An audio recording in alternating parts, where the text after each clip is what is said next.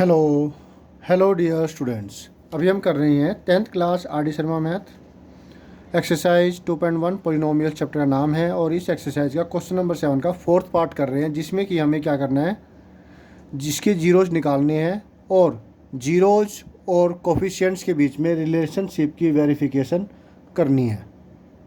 बहुत ही आसान है, इसको हम थोड़ा अच्छे तरीके से करेंगे, आपको क्लियर हो जाएगा कि ये कुछ ज़्यादा डिफ़िकल्ट नहीं है, बहुत ही आसान सम है। कैसे वो देखिए, समझिए।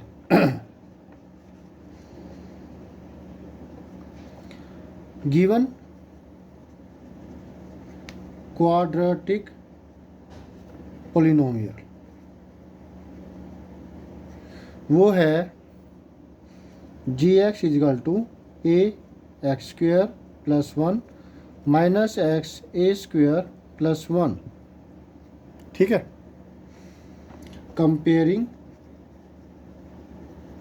इसे नाम दे देते हैं 1 विद एक्स के रूप में है तो a x square plus b x plus c लिखेंगे। कोई और वेरिएबल होता वाई टी तो वही हम यहाँ पर एक्स की जगह पर ले लेते।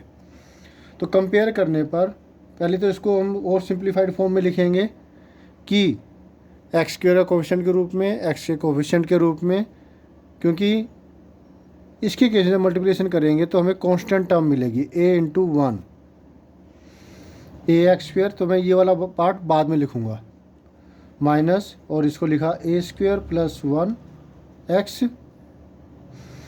और a इंटू 1 ए मिलता है वो यहाँ लिखा है, इसको नाम देंगे हम 1। ठीक है, तो कंपेयर करने पर इसको इसके साथ a की वैल्यू आई। अब क्योंकि देखिए a पहले ही यहाँ पर आ चुका है तो अब हमें यहाँ पर a थोड़ा दूसरा लेना चाहिए, तो मैं कैपिटल ले लेता हूँ a b और c। तो a की वैल्यू आई, एक्स स्क्वेयर का कोफिशिएंट है a तो a ही, कैपिटल A की वैल्यू a आई। कैपिटल क्यों लिए वो आपको समझ में आ गया होगा। b इजिकल टू ये x का कोफिशिएंट और c इजिकल टू a। ठीक है, इसका मतलब क्या हुआ, एक्स स्क्वेयर का कोफिशिएंट और कांस्टेंट टर्म दोनों सेम है और b की वैल्यू ये है, x को छोड़ के जो बच गया वो ये। जीरोज निकालने के लिए इसको सिंप्लीफाई करना पड़ेगा।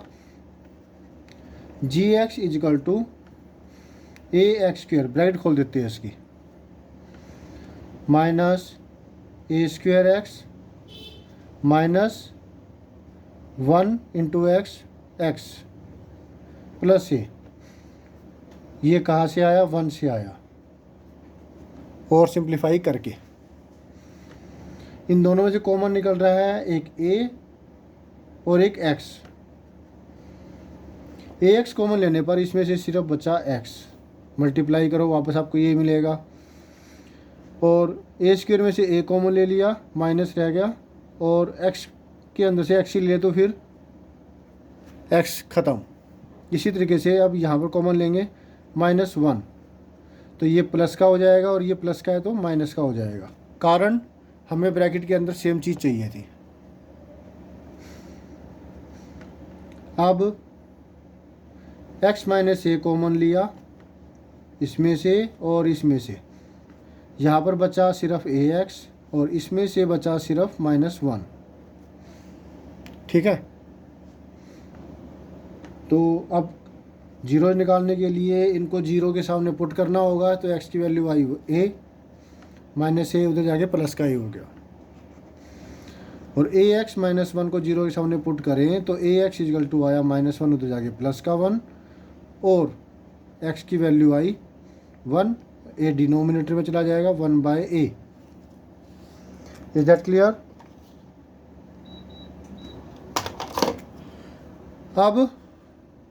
अब क्या होगा, जीरोज निकल चुके हैं, अब जीरोज और कोफिशिएंट्स के बीच में रिलेशनशिप वेरिफिकेशन हो जाएगी।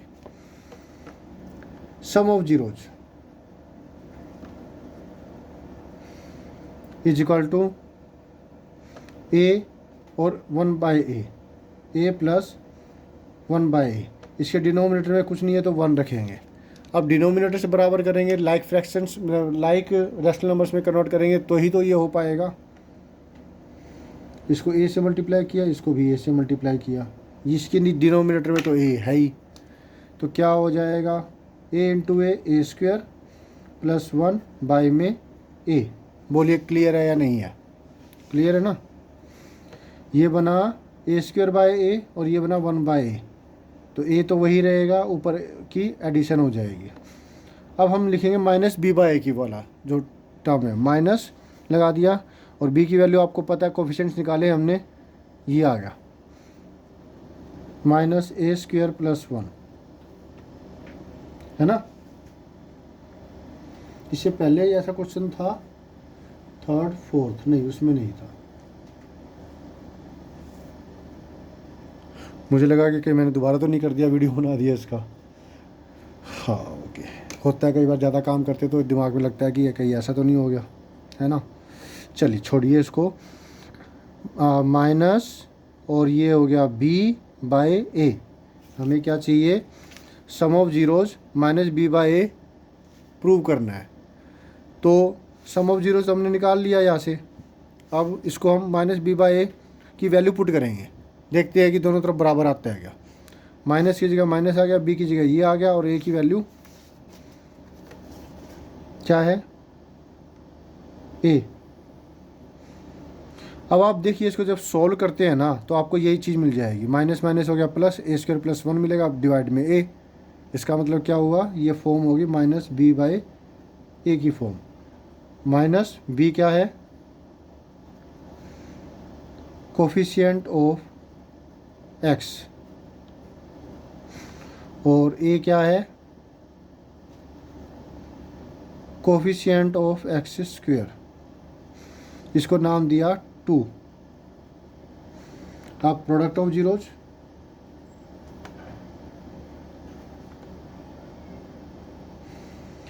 Product of zeros a multiply 1/a, a multiply 1/a, 2 zeros है ना ये, तो काटा तो हमें 1 मिला, तो ये तो निकला सम ऑफ मतलब प्रोडक्ट ऑफ जीरोज से। अब हमें c/a की फॉर्म रखनी है। c क्या है? c लिया वो a है, और a क्या है? वो भी a है, a/a, तो ये हो गया -c/a की फॉर्म।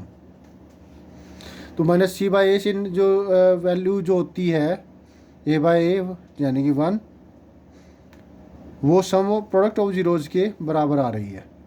1 जो कि प्रोडक्ट ऑफ जीरो से निकाला है, और -c/a से ये निकाला है। ये दोनों की दोनों वैल्यू सेम नहीं है, कटे गए तो वापस 1 मिल जाएगा। मतलब हम 1 को इस फॉर्म में लिख सकते हैं, और ये फॉर्म -c/a की है। कांस्टेंट टर्म अपॉन में कोफिशिएंट ऑफ x², इसे नाम दिया 3। From 2 and 3 the relationship